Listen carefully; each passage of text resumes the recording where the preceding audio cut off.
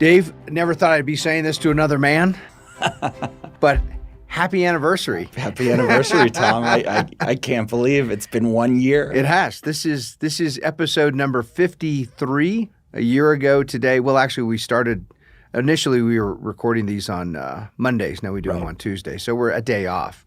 So our first episode was released 1 year and 1 day ago. I'm so bad at these things. I didn't even think I should have looked this up. With anniversaries, there are all these little artifacts that go along with them. 50 is the gold anniversary. What's the 1 year anniversary? I think, and I'm not certain of this. Is it paper? I think it's paper. Okay. Well, we do have lots of paper. We have lots of paper. We have books. We're surrounded by paper.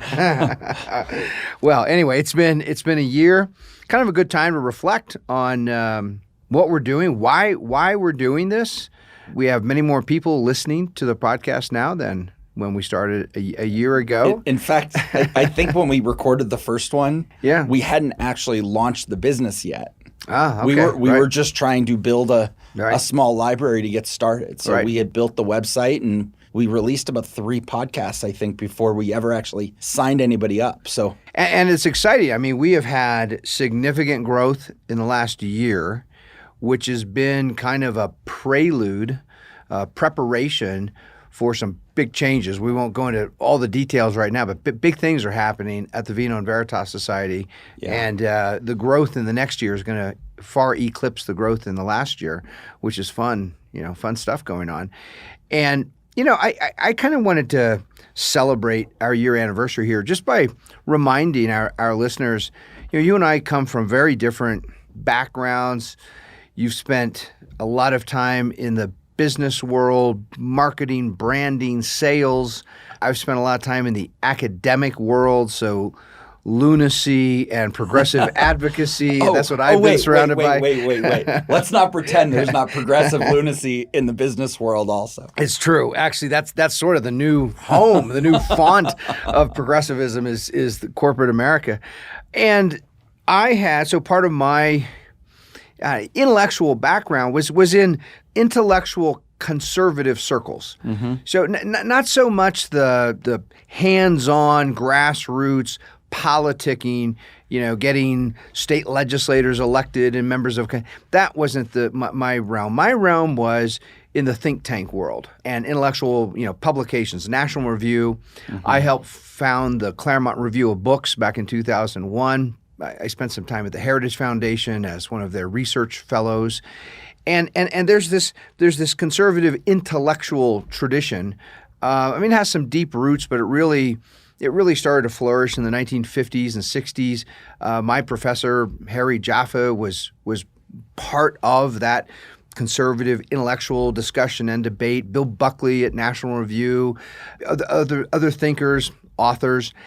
And I don't know, 5, 6, 7 years ago, I started to step back and really look at the conservative movement in kind of a critical way, really applying the principles, the premises of conservatism to itself, to its own movement. Conservatives emphasize that results matter more than intentions, right? Sort of the opposite of Franklin Roosevelt standing there saying, don't pay any attention to the miserable results of my programs. Just know that I care about you and I have really good intentions. Right. And conservatives rightly have always said, no, that's nonsense. We should look at the actual results. Well, I started measuring the conservative movement by that standard. What have the results been?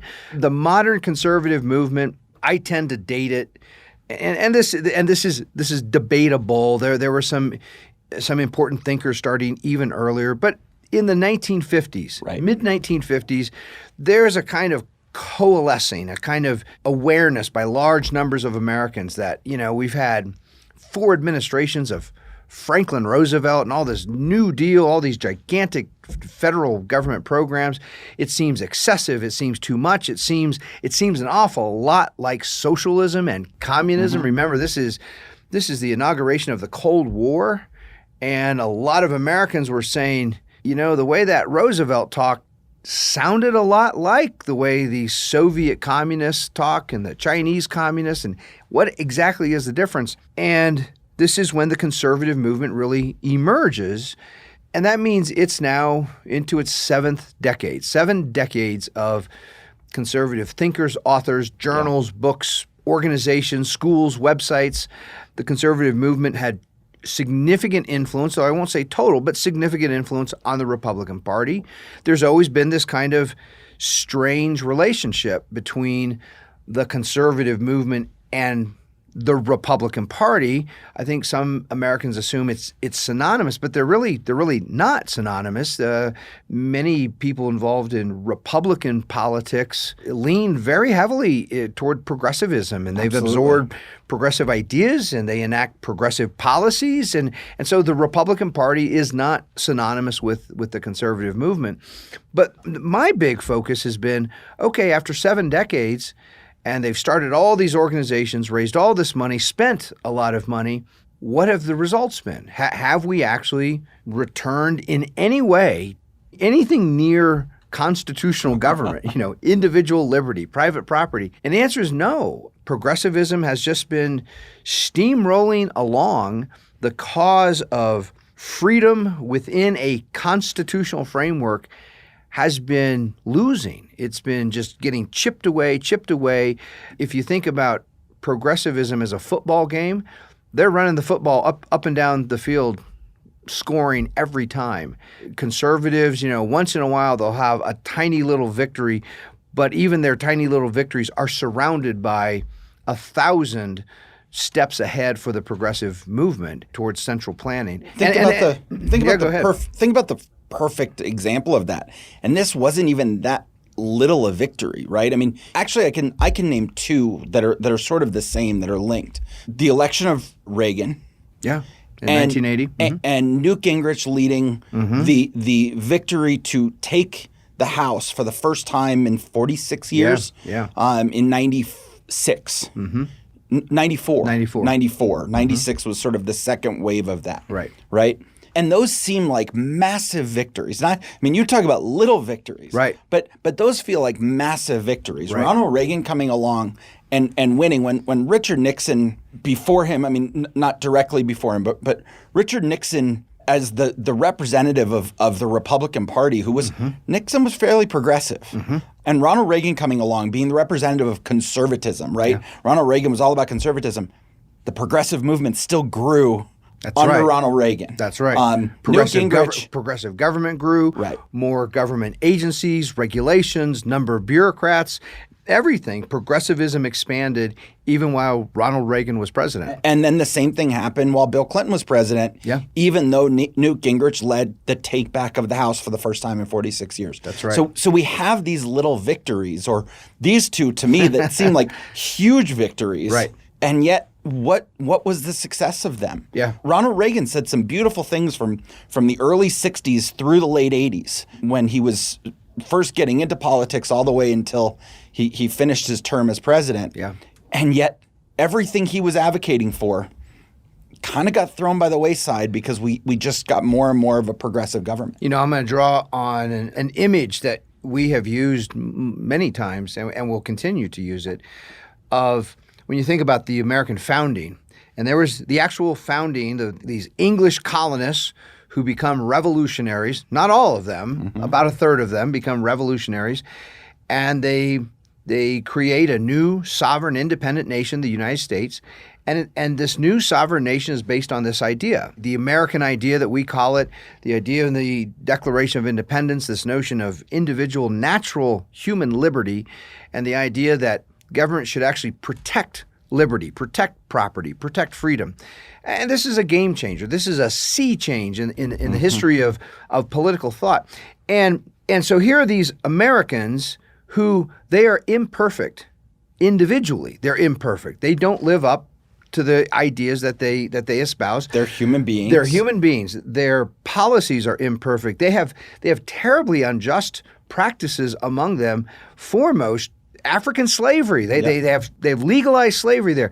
That's very far from this American idea, and yet these Americans work toward that idea. Right. And they make tremendous steps. 2 generations later, they engage in this terrible civil war to abolish legalized slavery, get closer to that notion, all men are created equal, and actually enact that in their policy so that laws protect liberty and property.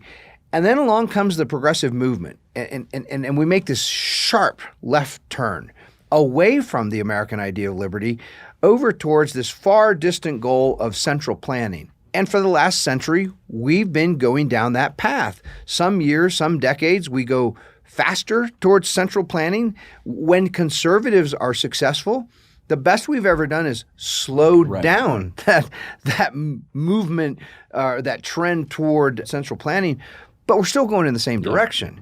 And to come back to, sort of my background, I'm looking at this conservative movement that I've been part of and saying it's not working. It's not reaching the goals.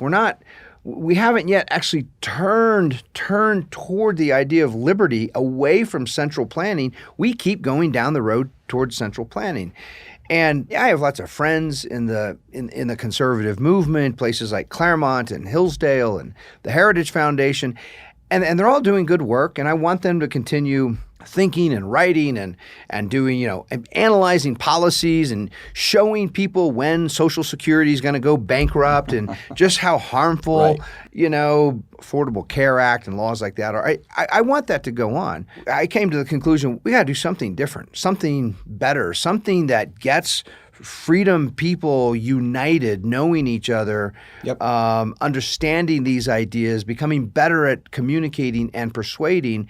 And I was thinking about that when you and I started meeting for breakfast and lunches, and it turns out you were coming to the same kind of conclusion, but from a really different background. Yeah, I mean, first of all, I think one of the things a lot of people don't know about me who are involved in the Vino Veritas Society, might become involved in the Vino Veritas Society. I was originally going down a similar path that you were. I did high school Lincoln Douglas debate. I was team captain at one of the top and largest debate programs in the country where I was arguing all of these ideas all the time. And truthfully, in high school, I didn't have a settled idea of what do I actually believe. I mean, one of the tough things about high school debate or debate in general is you actually have to prepare both cases. Right. So for those who don't know, Lincoln Douglas debate is philosophical political theory debate, right? Should the United States be engaged in a war in Afghanistan is the type of debate question you get. And your job is to use philosophical theories, historical, whether it's something from Locke or something from Hobbes or Rousseau or Aristotle or anybody else, make an argument in that case. So I started learning this stuff very early on. In fact, took a liking to it. But you had to be able to effectively argue both sides equally well because you just show up into the room and they'd flip a coin. As a college professor, I've had this long-standing opinion of debate students, good debate students. They tend to be the sharpest, smartest person in the room, and they tend to be nihilists in this sense. Yeah. They're really good at tearing down arguments, but what I've seen stump a lot of really good, successful debaters are simple questions like, what do you believe? Right. What is true? They don't like answering questions like that. They like to hear someone else make an argument and dissect them. Because it would have almost been the worst case possible. If I really believed one thing and then you told me, all right, you got to go argue in favor of Rousseau. Yeah. No, I don't want to do that. I quit. I lose. I forfeit. No, I mean, it'd be like asking Lincoln to defend slavery. Right. Or, a lot of those debate students, they end up going into political science in college, and then they end up going to law school.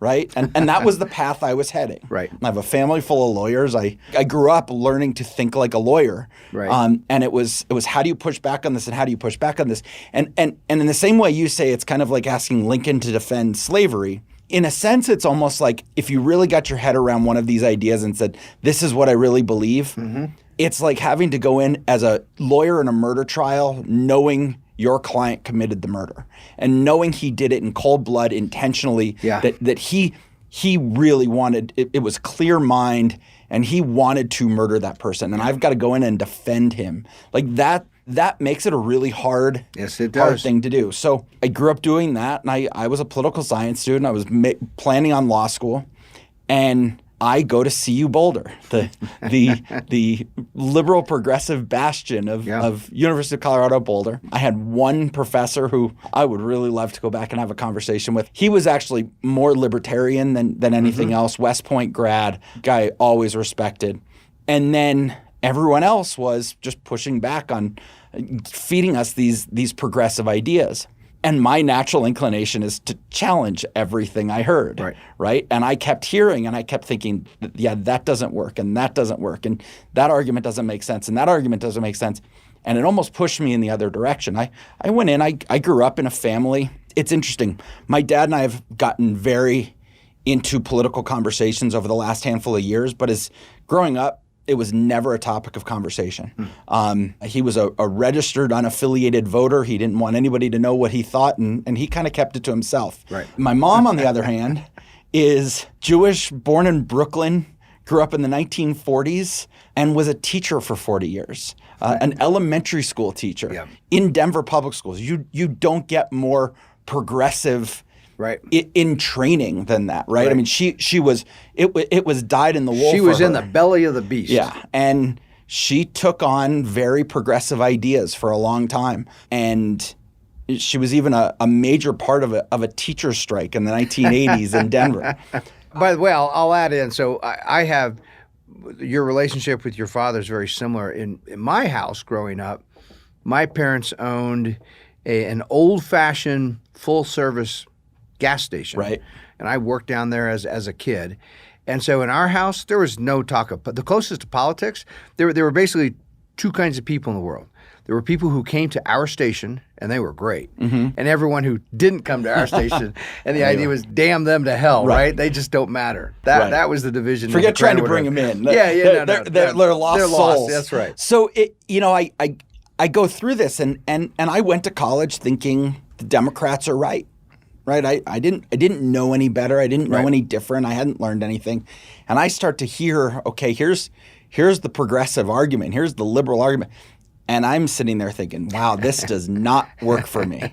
This does not make sense, and my political affiliation started to change back towards really wanting to understand the American idea. And what was really fascinating for me at that point was that's where I took it upon myself to go back to some of the books I had read, whether it was Leviathan or Aristotle. I mean, we've got a lot of them here, but a lot of the books I read in high school, thinking, okay, these are just teaching me the ideas to leverage in a debate program. Right. Now I want to understand them for me. Right. So I was going down that whole path, and then all of a sudden, career opportunity in branding, marketing, sponsorship, advertising took off, and an opportunity was presented to me, and kind of went down that road for the next 20 years. In the corporate world. Yeah. And it's interesting, right? There's a big connection because, in a way, politics is all about branding and marketing. And from that lens, or from that point of view, progressives have been really successful. Really good. I mean, they've branded themselves, right, as basically the movement of tolerance and diversity and inclusiveness, to use modern language, right? We love everybody, except of course Donald Trump. But we love everyone. Well, everyone we don't know hate. Who agrees with us. But they'll say, right, we're inclusive and open-minded and big-souled, and at the same time, they've done a really good job at branding their opposition. Right. Better than their opposition has done. Right. They've branded their opposition, conservatives, Republicans, as cramped little souls, mean people, angry people, hurtful people. And I think for a lot of millions of Americans, that branding sort of registers with them. That's what they think. Absolutely. So, I go through those 20 years, and I worked in every capacity of that industry. I was doing sponsorship consulting and how do you convert sponsorships into sales? How do you do print advertising, digital advertising, learn how to build websites, kind of that whole world. Yep. But it took me to an interesting place. And a handful of years ago, I was with a company that we owned several major magazines, about 55 when I was there, and a major motion picture division. And that group, all the magazines were enthusiast-based titles, things like Popular Science and Popular Mechanics, Field and Stream, Ski Magazine, Boating, Yachting, Extreme Sports, Ultimate Fighting Magazine. We actually co-owned the UFC magazine, the official UFC magazine, and did all their programs for all their events. And I mean, so it was anything that people got enthusiastic about. And my role at the company was to be in the digital side of things. How do we create a digital audience, and how do we create digital revenue? And this is where you and I kind of started to cross paths, in that as much as my job was about digital, I couldn't stop thinking about community. I couldn't stop thinking about, okay, we have a community of people who love skiing. We have a community of people who love mechanics or engineering. We have a community of people who love boats. What do we do to turn that community into an actionable group? People who can find each other, people who can get together, who can be together online and offline, and people who can interact in a way that they can share that energy and learn from each other. And I think part of that, you talk about your experience growing up with the service station. Yeah. I grew up in a car family too. My grandfather and great-grandfather owned salvage yards. I grew up watching my dad turning wrenches in the garage every free moment he had. And I started to see the community that he had of other car enthusiasts and how much they loved to send each other pictures. And as a kid, I remember just my dad marking pages in magazines. I'm going to tear this out and send it to this friend. And he would fold up pages of magazines and put them in an envelope and actually mail them off. Right. And now we have Instagram, right? Like it's like it's come full circle. Yeah. But those communities became so important. And you and I met, we started talking about all of these ideas, and it just struck both of us that we have to have this community of people who can share ideas, who can share things with each other. Share experiences, right? Actually have real life experiences that they share with other people. And when they read something important, have people who also care about that same thing, right? I think back to how many times I've read an article online, or I've seen a movie, or I've done something, and I've said, which of my friends can I send this to? And I sat there and thought, none of my friends are going to care about this the way I care about it, right? I have friends for various reasons. Some you just grow up with, you build that trust with, you'll always be there for each other. But I wanted that community of people who shared that passion for that idea, like the car community did for each other, that the automotive community did for each other. I heard, there aren't many people, whose programs, podcasts are better than ours. But I will say I do listen to Dennis Prager every now and then. I was with Dennis several times, met him several times. When I was out in California, he spoke at some programs we did at the Claremont Institute. And Dennis made an observation recently that in the United States, for the most part, there are no social organizations where people actually get together and have meaningful conversations and experiences other than religious. Church, synagogue, right? And even, participation in that has gone way down in recent decades. And I think he's right about that, which is one of the big reasons we wanted to do the Vino Veritas Society, was say, here is an organization. It's not a church. We're not offering to save anybody's soul, right? There are places that are really good at that. But it is a place for patriotic, freedom-loving Americans who are concerned about the future of their country to actually come together and spend time with real live human beings, in person, and get to know people, get to know their names, and form some friendships and some trust among each other. Because, everybody, this is no original insight here. Everybody who's watching the United States knows we're heading down a bad path. Things are getting more difficult, more perilous, not less. And nobody knows for sure what's going to happen in the future, but we do know this. When time comes for big changes, for big dramatic action, whatever that looks like, the people who are most likely to act are those who are part of a community, who have trusted friends and allies that they know are going to do the same thing. And one of the things they want to know, when you say do the same thing, they want to know that they're going to think well. They want to know that they're going to think through a situation well. You're not going to have some loose cannon who's going to go do something crazy that's going to jeopardize your own life or your own safety. A literal nor metaphorical loose cannon, right? Yeah. And I think about it like we have this process, and it used to be you did have your church community, your synagogue community, and that's one more place today that we can't share a lot of these ideas. We can't have a lot of these conversations. I spent Mother's Day with my rabbi, and we were having this conversation, and he and I disagreed pretty strongly with each other, because I sat there saying, you are in a position of great influence. Yep. You're in a position of great respect. People think very highly of you. I personally think extremely highly of him. It's important to me that I know what he thinks. I know he's a solid thinker. He thinks through problems well. Right. And even some of his children disagree with him on this stuff, and he won't have a conversation with them, let alone his congregation, because he is afraid of the backlash. He's afraid. He would rather preserve the relationship, and he's so worried about the preservation of the relationship that he won't have a conversation with them. I had a very similar experience on a bigger scale. When I was in California, there was a supporter of the Claremont Institute, and he was deeply involved in these networks of these big, I think they were Calvary churches in Southern California. These are like these big mega churches. Yep. They're non-denominational, evangelical Christian churches, and they will have thousands, many thousands of people show up on Sunday morning. They have spillover rooms. They have satellite campuses. I mean, and a lot of these have, these big, elaborate, they have rock and roll bands up there. They have laser shows. They have big screen. I mean, it's a full-on, technical presentation or show that when you go to these services. Anyway, he had arranged, this guy was a Declaration of Independence guy at his heart.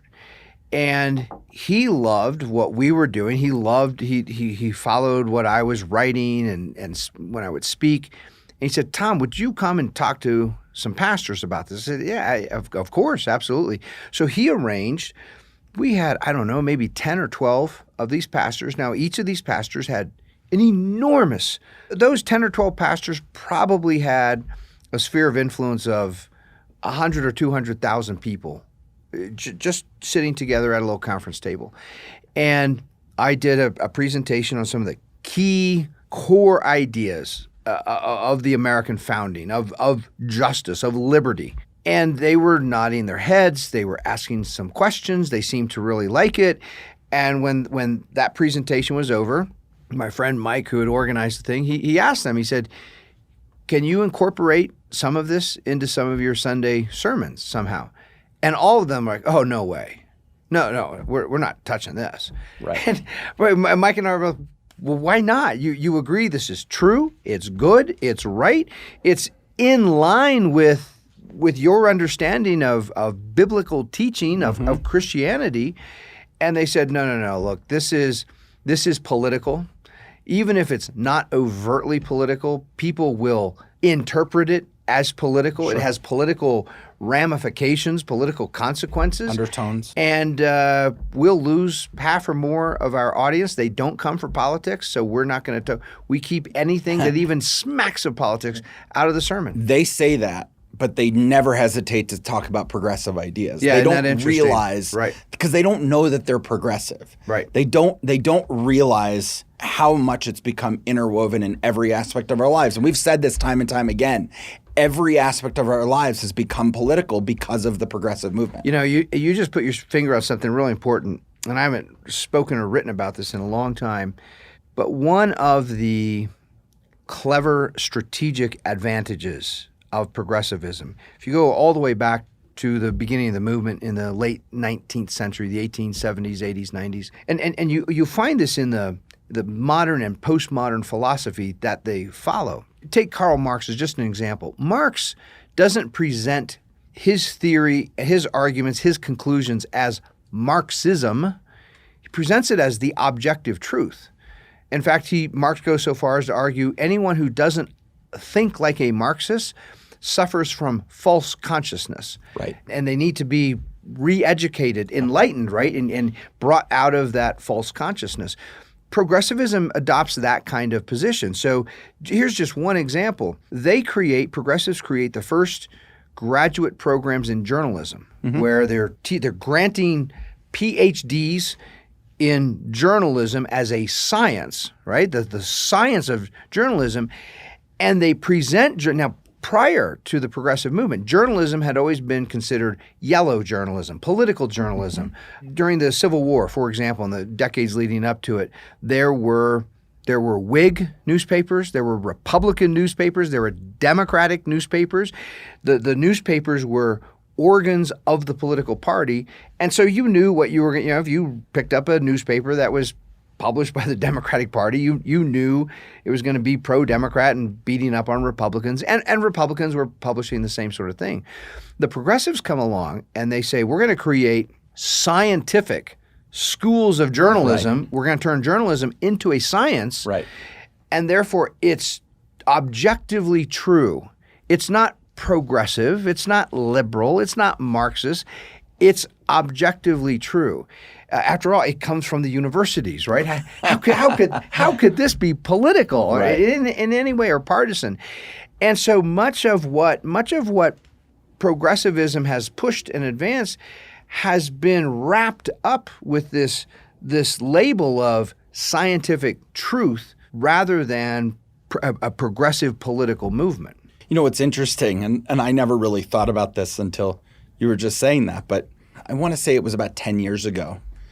The University of Colorado at Boulder eliminated their journalism program. And they did end up replacing it with something. In the big scope of things, that's probably a good thing. Probably a good thing, yeah. Right? Like I remember at the time I was so vehemently against it. Yeah. I thought, no, you still need people to know, because they were trying to transform it into this digital. And I was working for this major publication at that time. Right. I had been guest lecturing at the school. I had been hiring interns from the school, and then I get a call from the head of the program saying I've been let go. They're eliminating the journalism program. And I'm like, how can you do this? We still need people who know how to write and how to and I will say, I mean, the journalism classes that I took in my undergrad, I didn't take journalism school programs that taught you how to go do reporting. I took how to write for newspapers, right. how to write for magazines, how to write for even learning later on how to write for the internet. Mm-hmm. Those are important. Those are important Sure. to your ability to message and your ability to communicate. But at the time, I'm sitting there thinking, and now I look back and I say, well, maybe that was a good thing. I mean, one of the great models, well, it's a terrible model, but it's a revealing model. When Franklin Roosevelt was president, Congress adopts a series of laws that come to be known as the Fairness Doctrine, and they right. get incorporated into regulations by the FCC. And what it all boils down to was there were these conservative radio stations that were critical of the New Deal, critical of Roosevelt. And so now all of a sudden the federal government was exercising its regulatory power to say, if you criticize anything about the federal government, you must offer equal time to the opposing point of view. Right. And so for a lot of these stations, they thought, well, where are we going to come up with all that programming that's going to eat up too much? So their conclusion was, we just won't talk about government at all. Mm-hmm. We'll just become, all music stations and things like this. But there was one exception. When the FCC would enforce that Fairness Doctrine, when Roosevelt would give his fireside chats, yeah. that was, the FCC did not view that president. as partisan or political. This is the truth because he's the president of the entire United States. Right. He's not a partisan. He's not trying to advance the interests of one party, right, or one point of view. He's speaking on behalf of the interests of the whole country. And so that was excluded from the Fairness Doctrine. As Woodrow Wilson would have told them, he's the leader and he's the our leader. guide, and That's right. He's got to guide the ship, and we've got to hear what he has to say because he's going to tell us what to do. That's right. And how to take care of our lives. I want to go back real quick to the comment we were having about my rabbi and the pastors you were meeting with, because first reaction is I get frustrated. People respect you and people listen to you, and you're a good thinker and you know what you're talking about. Why won't you talk more about this? Mm-hmm. And then I remember that how few people really initially supported the founding, right? You said this at the beginning. Yeah. It was only about a third of the country that supported revolution. We were taking on something. We were going against a king who at that time everybody believed was ordained by God to be the king, right? God had made him king, and therefore I don't think Jefferson believed that. Well, that's fair. But you're right. Most colonists did. Yes, indeed. And then even fewer, right? We talk about only a third said I even want revolution. Yep. Only 3% of the total population. Right. So it's about 1%. Or that's a little bit higher, but about 10% of the third we're willing to actually take action. Right. Right? We're willing to take an action and go do something about it. And it reminds me, and I think it's something that we have to remember between ourselves. It's something that we have to remind our audience and the Vino Veritas Society members. Look, what we need from everybody, the reason we're doing this is to create a community to help you find other people who can think well, to train you to think well, to think like the founders. And as you do that, some of you are going to want to take Some of them are going to want to take action. Some of them are going to say, okay, I get it now. I'm learning. I'm starting to be a better thinker. Now I want to learn how to do something about it. I want to learn how to either talk about it or apply it or... Well, we've discussed here, and it's worth reminding people, think of the influence of someone like a Tom Payne. Tom Payne was one of the leading, most influential pamphlets, were wildly popular during the Revolution. Do we have some Payne up there? Oh, there he is, yeah. I have all of his essential writings. And, so Payne went from learning the ideas, learning to think clearly, to think well, to reason to prudential, wise conclusions, to taking action. In his case, his action was, it began as writing these pamphlets, which influenced people like George Washington. George Washington read Tom Payne and was persuaded by Payne that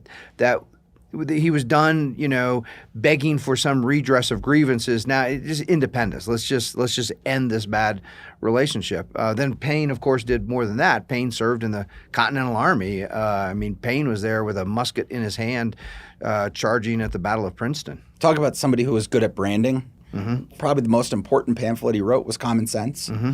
I want to have common sense. Do you want to have common sense? Right? Like, you can't look at that book and say, well, he's telling me this is common sense. Yeah. I must be an idiot if I don't understand it or agree with it. Yeah. Man, what a great point. I just want to reiterate that.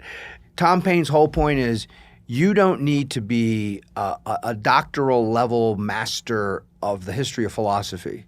This is common sense. Mm-hmm. You expended your own labor to create your own property. That's yours, right? You created, you own it. Nobody has the right to come and forcefully take that away from you. That's common sense. And it's short. It's right to the point. Yes. It's actually one of the very first things I ever downloaded on audiobook because I like having it around. Sometimes when I'm on a long drive, I will just listen. It's like 2 hours, the whole thing.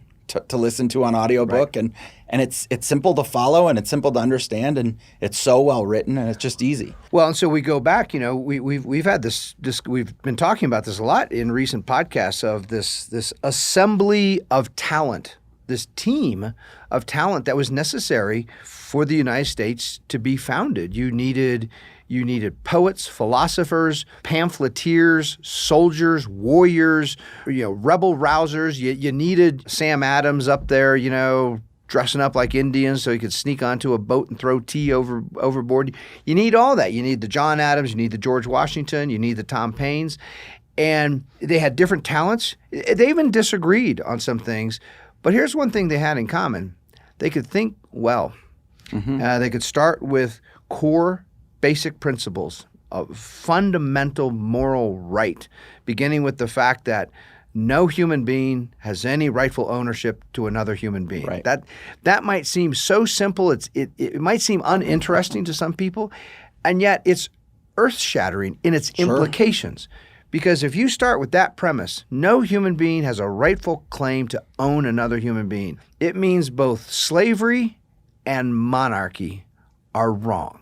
The two of the oldest institutions in human history fundamentally wrong because no one has the right to own another human being. And they could think through what this means then in terms of the policies of their days, what government should be doing, what kind of government, what design of government is more likely to protect rights, what kinds of governments are more likely to violate rights, right? How you create incentives within governments. All of these things matter, and it's all part of thinking well, and that's what we're doing at the Vino Veritas Society. And it led into all of our other laws. It led to the ability to use reason to think through every other law that we should have, and even the biblical laws, right? Thou shalt not kill. It's one thing to say, okay, that was given to us by God, right? God told us you shouldn't kill another human being. I'm going to clarify. Thou shalt not murder. Is that what was it actually thou shalt not murder? Murder, All right. yeah. Shows my... Well, the difference being sometimes it's both necessary and right to kill in self-defense. Sure. You might have to. And it might be a right thing to do. Murder, by definition, is an unjust taking of someone's life. So thou shalt not murder. Yeah. It's one thing to say, okay, God told us I shouldn't murder someone. And then somebody walks along and says, I don't believe in your God.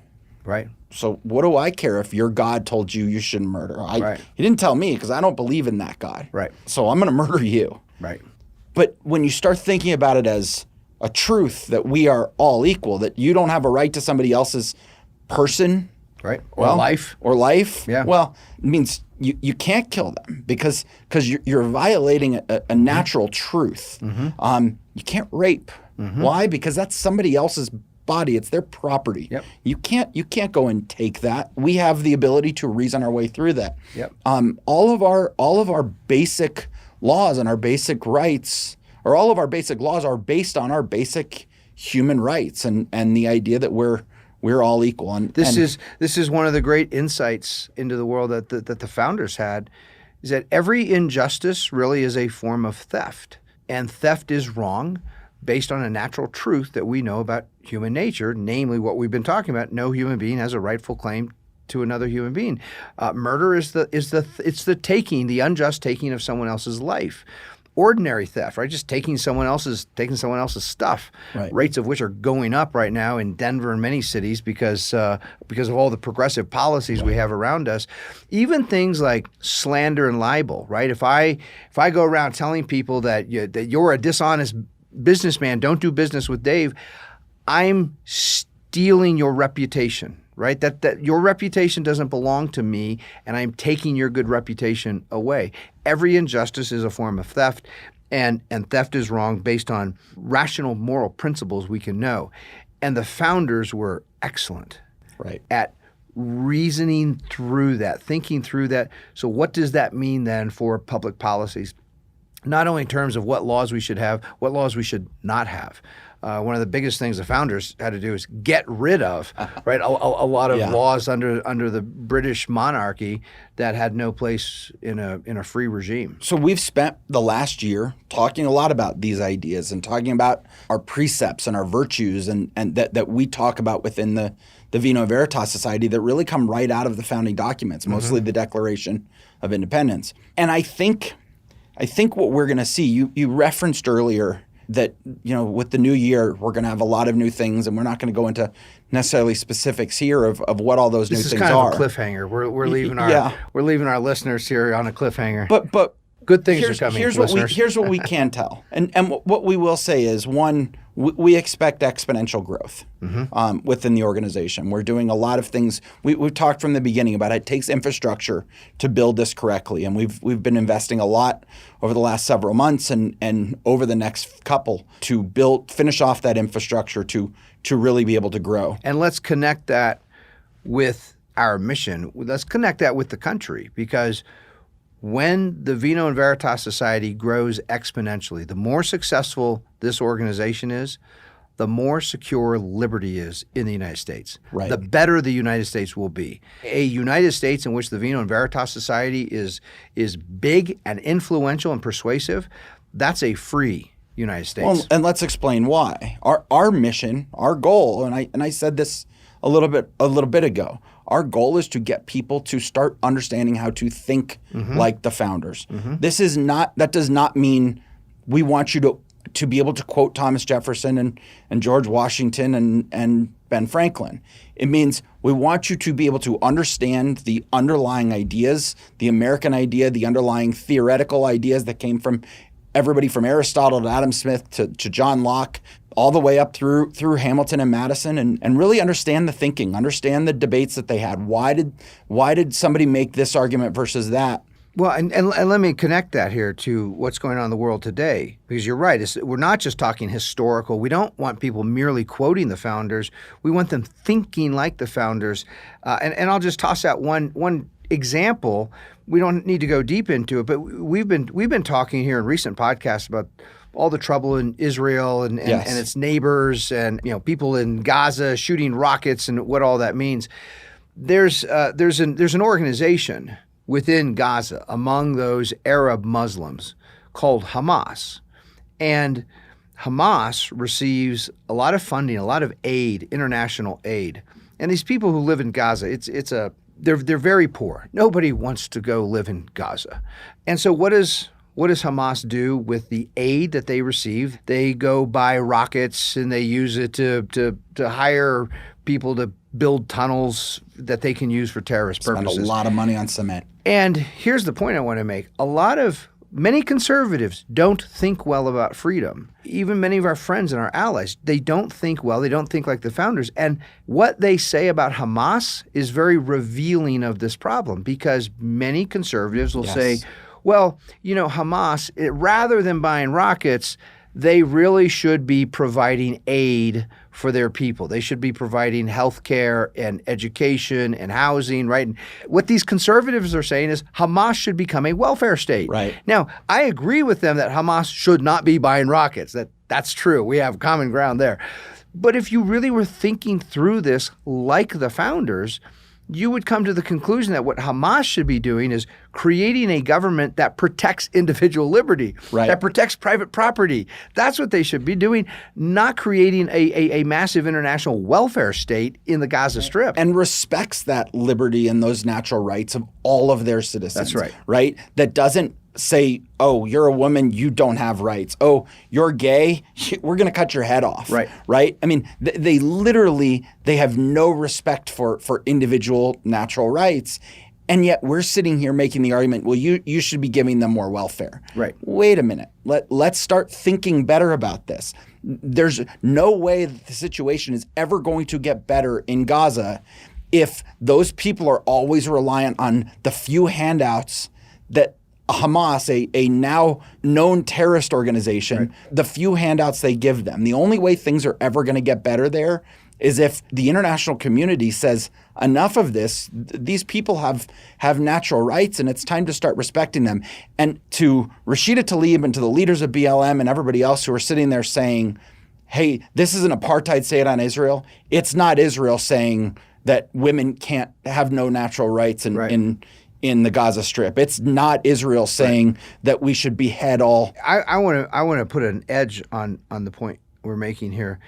Even if Hamas tomorrow stopped being a terrorist organization, even if they abandoned Sharia and they stopped buying rockets and shooting rockets and they just stopped all that, and they became, within political science literature, many call a developmental state. They became which really is just a fancy name for an international welfare system, right?